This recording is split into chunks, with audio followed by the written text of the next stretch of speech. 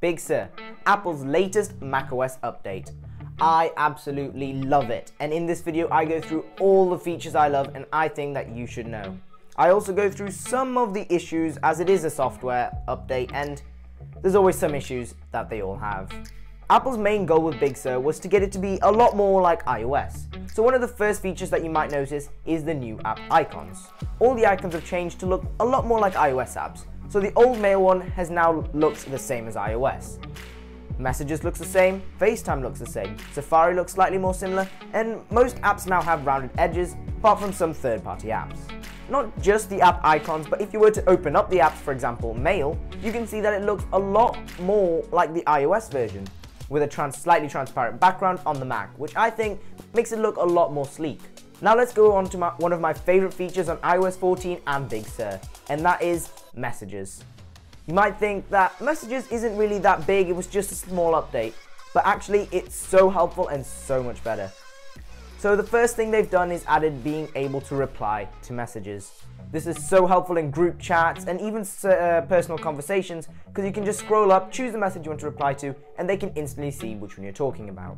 And now thanks to Big Sur, all the effects that are on iPhone with like balloons, lasers, and even Spotlight, you can see them all on Big Sur now, which is so much better than just seeing something saying sent with echo or sent with balloons. One feature that I quite like is being able to pin messages at the top, so all you've got to do is just click on it and it's always there, rather than constantly moving down all the time. Thanks to Big Sur, we are also able now to use Memoji in messages as well as GIFs. This is such a nice addition and just makes it so much more like iOS.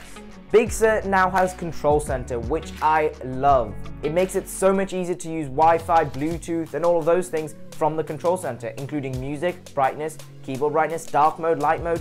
All of that is available in the Control Center, just like iOS. And now that it's on Mac, it makes them so seamless between the two softwares. Something they released on macOS Catalina, but is more meant for Big Sur, is the update to Safari.